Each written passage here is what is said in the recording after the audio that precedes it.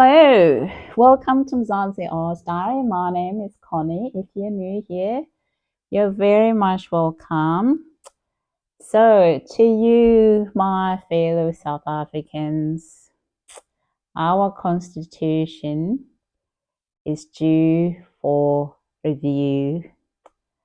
All right, I know they've kept you distracted from this. That's very important that you put your submission to review the South African Constitution. Okay, and and that the phrase that we don't like most, it's what Ramaphosa said. Let's roll the clip. As government, as my own party, we are completely opposed to that.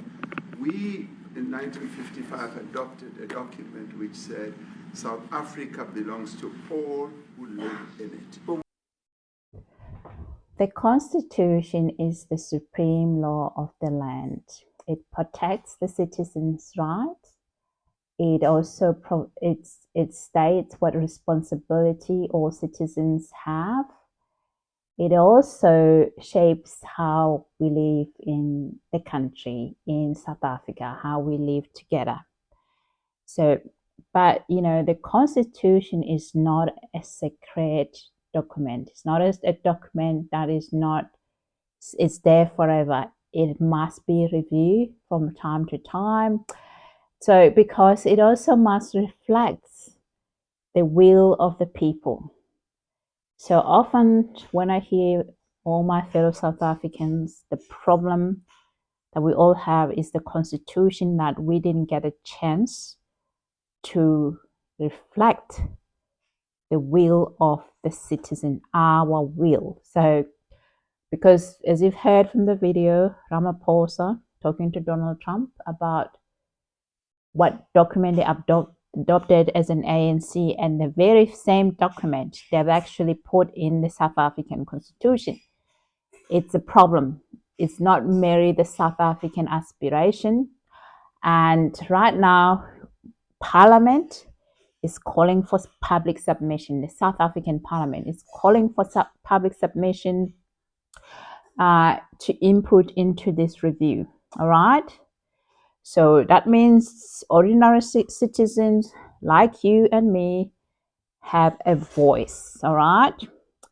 A voice to say, this is the South African we want, all right? This is the South African we want. This is what the Constitution says. It must say, all right? So I have put my submission, and I will read here what I've submitted, what proposal I've submitted, and give you a reason why the changes I have made need to secure the future as a free, fair, and a sovereignty country. The sovereignty is critical in this case, all right? So, number one, prioritizing South African citizens in the Constitution. Every now and again, you've heard in the stories of how this Constitution doesn't prioritize the citizen of South Africa. They actually prioritize foreigners instead of citizens. It's because of this phrase you've just listened to Ramaphosa: South Africa belongs to all who live in it. I've never read a constitution that says that. All of these, nearly every constitution you read, it's very patriotic, has a sovereignty in it, except for this one we're given by the ANC. So that phrase, South Africa belongs to all who live in it, put by the ANC, needs to go. It needs to have South Africa belong to South African citizens. All right? And because the rights of citizens matter, all right, the right of citizens matter. So I propose that the access to state services like education, healthcare, housing be guaranteed first to law-abiding South African citizens. Of course, the parliament, there still has to be a sub-clause in there for it to be legal, that the parliament must must decide themselves politically on the rights of other legal residents. But citizens must come first. I live in Australia here, but citizens of Australia come first. As an Australian citizen, my rights come first for certain things. When you are migrants, you move to a country, certain things you don't have access to, you have to pay for them. It's a lie when you hear people say that as if the other countries you don't. You had to pay for it. For me, when I migrated to Australia, I had to pay everything. All right, before I became a citizen, everything had to pay for it. All right, access to school, access to see a doctor, access to paying for my medication. I had to pay 100% payment for that. It wasn't free for that services. It's not free until you become a permanent resident of the country. And that is the government, the parliament must decide on this stuff. Who can access what? Who is non-citizen? All right. It must be declared through parliamentary policy and processes that can be amended when things occur, as we've seen now how this is getting abused. Absolutely abused of the resources. So you need those stuff needs now sovereignty safeguard that. That word itself is massive. It safeguard a lot of things. I mean, when people complain about can't find a place to put their kids on school in South Africa, it's because about 70% of the schools full of illegal immigrants. They can't get in, put their kids in school. It's because of this phrase that you've just heard from Ramaphosa. That is the phrase that most of us are. No. We can't. We can't because of what we're seeing when these things happened and the resources are stretched. And then when they go to court, it becomes a big problem as well because the court has to apply the law, and the law cannot be against the supreme law of the land, meaning the constitution. The laws that are created by the parliament must be lawful, must be in line with the constitution. South Africa is a constitutional democracy. So the biggest problem is this phrase here. That is the biggest one of all. I cannot phrase this phrase. I hate it. And the people will say that, oh my God, it's like, please, come on. It's just so stupid that someone would think this is actually possible to have in a country that is a sovereignty country, to have this stupid phrase, everyone. That's why right now everything's collapsing. It's because of this everyone. It's not everyone. It's not everyone. It never is everyone. I don't care which country you go to, whether any Western country you go to, it's not everyone. All right, I've given you a story about my migration story to Australia, what I was paying for. And it's the same thing if you were to go to any country in Africa. It's not for everyone, all right? In Kenya, you go there, you have to pay for everything before you even see a doctor. Even if you're sick in an emergency, before they order anything, you have to pay for it. So that should be similar. That is how you manage that resources that are limited are used effectively, is this phrase here. All right. So the second thing in this constitutional amendment is you need to acknowledgement of the historic land dispossession from 1652, because at the moment the constitution It only goes to 1930. It acknowledged the historic land disposition up to 1913. From 1913, from 1913, it acknowledged that from 1913, but it doesn't go far to 1652. So because true land justice must go back to the beginning. If we fail to name the full truth, we continue the injustices of our Khoisan people, the Xhosa people who were dispossessed of their land from that tribe. So we must make sure that we go back to that. The government of South Africa, you must compensate and pay for the land dispossessed during that time. It is true justice, all right? That's very important there. That gets to 1652, not 1913, as the current constitution says. That needs to be amended. The second thing is this foreign influence into South African politics. That needs to go, needs to end. If you look at other countries like China, Russia, they don't have that. Have you ever seen any coup in China? A coup happening in China? Why there's no coup in China?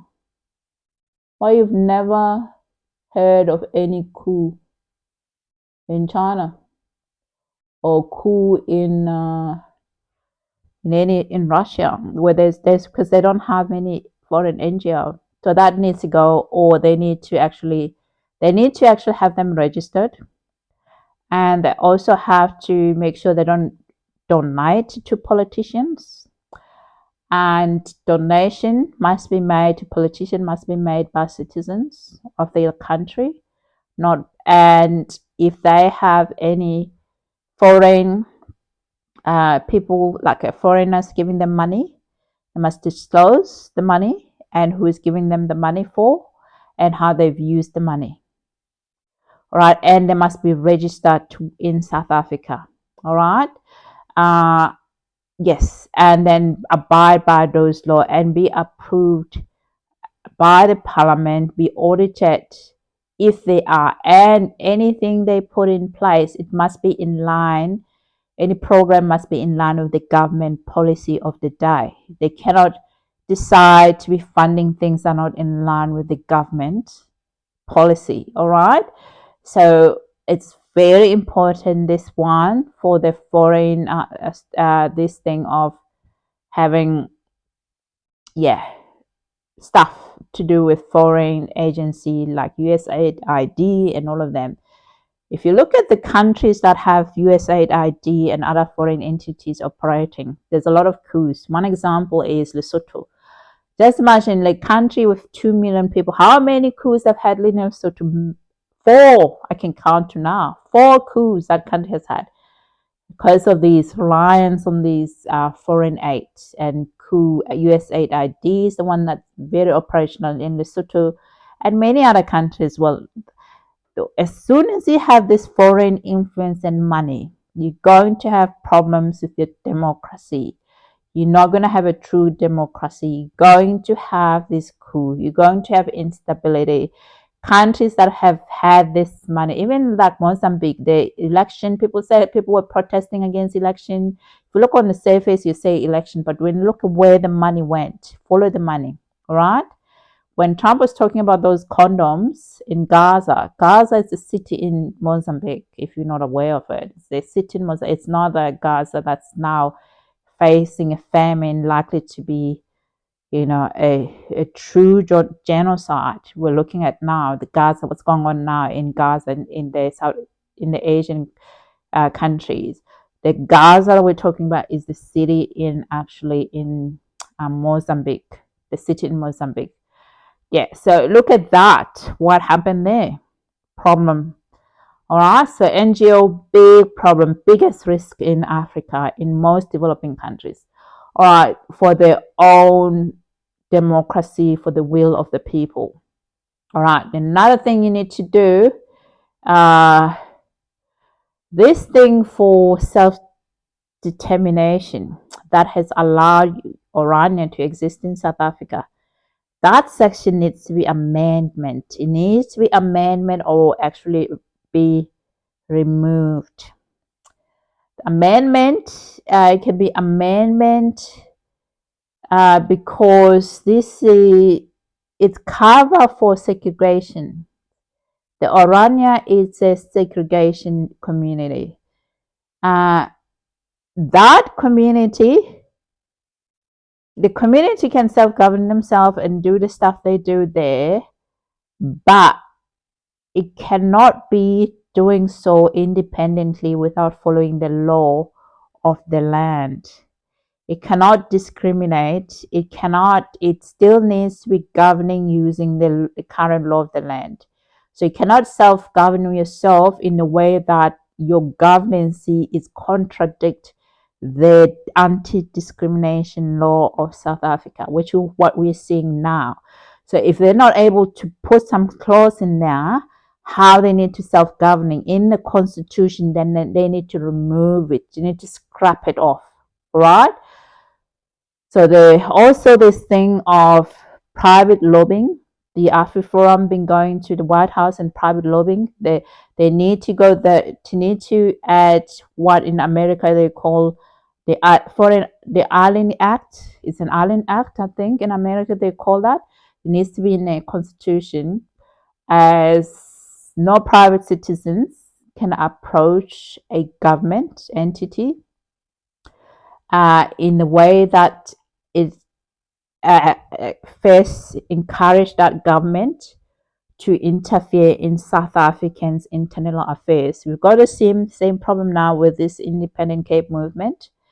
If you don't have Allen Act, that clause in there, groups like this stuff, AfriForum and all of them, and this Independent Cape movement that's going there to lobbies the foreign countries to divide South Africa. Those groups, you need to have a law that bans those such movement, unless the person is going there on behalf of the South African government. It's okay, but if they're doing it as a private citizens, it should become unlawful. It should become unlawful. All right, it should be that one needs to be inserted in there. There's no private lobbying. All right, so these are the few things that I've put in place for me. I have already submitted put in my submission around this constitutional review, so that you guys also need to put your own. There may be some things that you think they might need to be reviewed in there. You need to have your word be heard instead of coming out and complain all the time about stuff. Every problem you have right now is to do with this constitution. You know how bad, when I say it's bad, the South African constitution, I say it's the best, the worst, the worst constitution I've read. I mean, the people of man, see how dumb they are. They actually don't have they don't have a way to actually look at it and realize that citizens don't like it. They're imposing actually a constitution that most citizens despise. So you guys, as your South African citizen, you're listening to me, you need to put your submission. I'll put the information here. That's the email. That's where tomorrow is the last day. The 30th of May is the last day for your submission. Put your submission by email or oral, video, whatever you do. You need to do that. You need to ring that number and do it, because you need to decide what part of that constitution you do not like. Another thing that also everyone needs to go. We do not want to hear. I do not want to read the South African constitution here. Everyone there. I need to hear citizens first, and then others, they can be managed. And you also need to have a sub clause there. Gives about 3 months for the government to come up with a replacement for non-citizens. Okay, laws that that's actually what sort of access non-citizen will have in certain resources like healthcare, education, all right, and how they be able to pay for it, all right? Who's going to fund for that? Because you don't have money now to fund for that. So they need to come up themselves to go and think about who. If they don't have money to fund for it, then they need to go to their government or neighboring country to support the funding for that.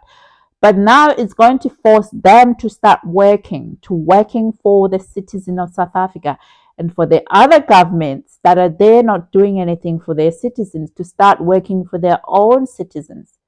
All right. This stuff of people just thinking they'll jump the border, come in and just have healthcare and flood the hospital. Okay, it's a problem, and the schools as well. It's a problem. All right, it's a problem because resources are limited. No government has a lot of money to be messing around with money and wasting money instead of actually working towards closing this gap, this inequity that still exists today since the end of apartheid. It's important that this government and other governments should have prioritized South African citizens first. But they're busy with this problem of trying to be this, international something, but it doesn't work. You need to make sure that this constitution puts citizens first. All constitutions do that. They put the citizen first, and non-citizens are usually, managed by government policy. All right, around migration, so people with humanitarian visas, what access they have. Normally, refugees and other will have the same access anyway as other citizens, depending on the government. But it's regulated by government. Government regulates those things. They cannot be covered under the same.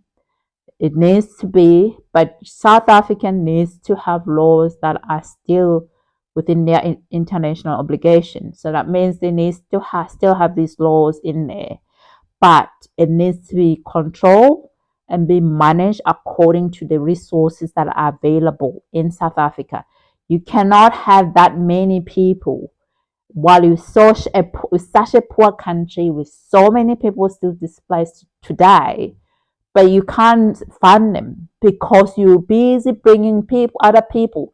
Just like today, there were other Ethiopian found in some houses, 20 something too, being put in a house together.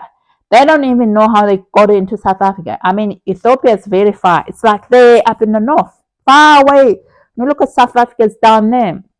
Ethiopia is far. It's not even your neighbor. How come these people, Ethiopians, travel so many countries to come and become being trafficked into South Africa that the government doesn't know? That so many Ethiopians are being trafficked into South Africa. Who is doing this? Why? Who is doing this? So that is the biggest problem. It's a problem with governance. It's a problem with crime. And when you look at the crime, the prison, who is in prison tells you a story. It tells you a story. If you look at who's in prison in South Africa, it tells a different story about how reckless ANC is being in the last 31 years. Yeah, it tells you a different story, the recklessness of them. So you need to really put in your submission, all right? Put your submission. Okay? Thank you guys for listening. If you're new here, please consider subscribing. Until next time. Okay? See ya.